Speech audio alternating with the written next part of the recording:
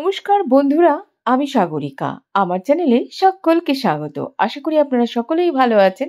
আমিও ভালো আছি। আজও আপনাদের সামনে হাজির হয়ে গেছি একটা অতি সাধারণ গ্রাম বাংলার রেসিপি নিয়ে।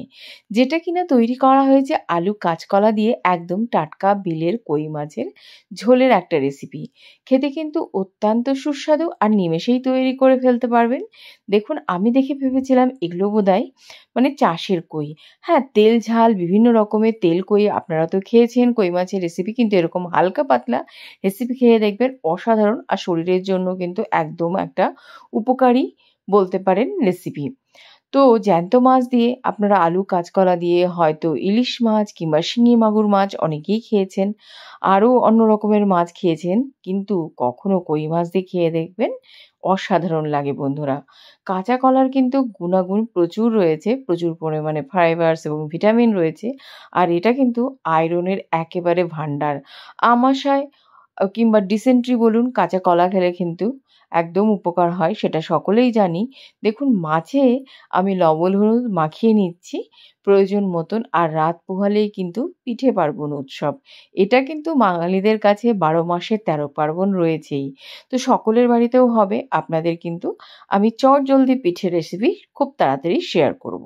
গ্যাসের চুলোটা জ্বালিয়ে দিয়ে কড়াইটা বসিয়ে দিয়েছি, তাতে আমি সর্ষের তেল দিয়ে দিয়েছি পরিমাণ মতন, কারণ মাছগুলো ভেজে নেব। কয়েকটা আমি বেলে মাছ নিয়েছি এবং বন্ধুরা কয়েকটা আমি কই মাছ নিয়েছি। এটা দিয়েই কিন্তু আমি কাঁচা কলার ঝোলটা করব। অসাধারণ লাগে খেতে, একদম অল্প তেল মশলা দিয়ে। দেখুন, ওয়েদার চেঞ্জ হওয়ার সঙ্গে সঙ্গে আমাদের কিন্তু হজমেও নানা রকম ট্রাবেল হয়। যদি গরমকালে এইরকম পাতলা ঝোল খেয়ে থাকেন তখন কিন্তু শরীরে ভীষণ আরামদায়ক হয়। আর দেখবেন ফাল্গুন চৈত্র মাসে তখন রুচি চেঞ্জ হয়, তখন কিছুই খেতে ভালো লাগে না। তখন কিন্তু এই যে পুকুর, খাল, বিল শুকলে পড়ে এরকম জ্যান্ত মাছ পাওয়া যায়, ওটা দিয়েও আপনারা কিন্তু এরকমভাবে রেসিপি তৈরি করে খেতে পারবেন।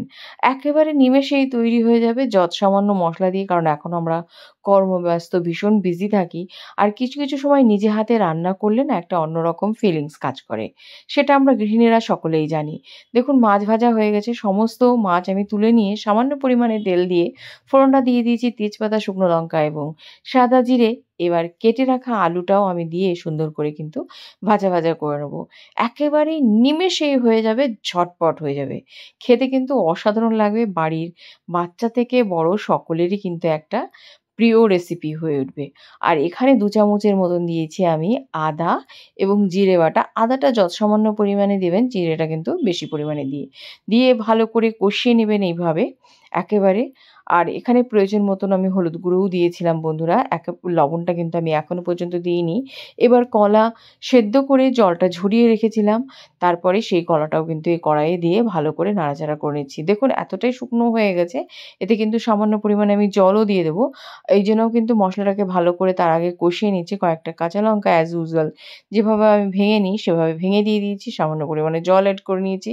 এবারে সমস্ত সবজি এবং মশলাটাকে ভালো করে মিক্স করে নিয়ে মিডিয়াম ফ্লেমে এইভাবে কিন্তু কষিয়ে নিতে হবে, যাতে কোনো কিছুর কাঁচা গন্ধ না থাকে। এরপরে আমি স্বাদ অনুসারে লবণটা অ্যাড করে দিয়েছি। দিয়ে আবারও কষাচ্ছি বন্ধুরা। এইভাবে দেখুন কষানো হয়ে গেলে তেল ছাড়তে শুরু করলে পরে আমি এখানে ১.৫ গ্লাসের মতন জল দিয়ে দিচ্ছি। যে যেরকম ঝোল খেতে পছন্দ করেন সে সেভাবেই জলটা অ্যাড করবেন। একদম একটা সহজ ১৬ আনা গ্রাম বাংলার বাঙালিয়ানা রান্না, যেটা খেলে পরে আপনার শরীর মন দুটোই কিন্তু চাঙ্গা থাকবে। এমন একটা অসাধারণ রেসিপি। দেখুন, যেহেতু কলা সেদ্ধ করাই ছিল আগের থেকে, আর আলুটাও সেদ্ধ হয়ে গেছে, এবারে কিন্তু যেহেতু বলক উঠতে শুরু করেছিল আমি ঢাকা চাপা দিয়েছিলাম মিনিট ৫-৭ এর মতন। তারপরে কিন্তু ঢাকা চাপাটা খুলে আমি কই মাছটা অ্যাড করে দিয়েছি। দেখুন, এই সমস্ত মাছের ঝোলে পেঁয়াজ রসুন অ্যাড করার দরকার হয় না। সামান্য পরিমাণ জিরে বাটা দিলে পরেই অসাধারণ লাগে। তো এটাও কিন্তু বাই দ্য ওয়ে আমার ঠাকুমার রেসিপি বুক থেকে নেওয়া। তো অলরেডি কিন্তু মাছের রেসিপিটা কমপ্লিট হয়ে গেছে। শেষের দিকে একটু শুকনো ভাজা জিরের গুঁড়ো উপর দিয়ে ছিটিয়ে দিলাম। অসাধারণ একটা ফ্লেভার ক্রিয়েট করবে। আর এতে আর কোনো মশলাপাতির দরকারই পড়বে না আপনার।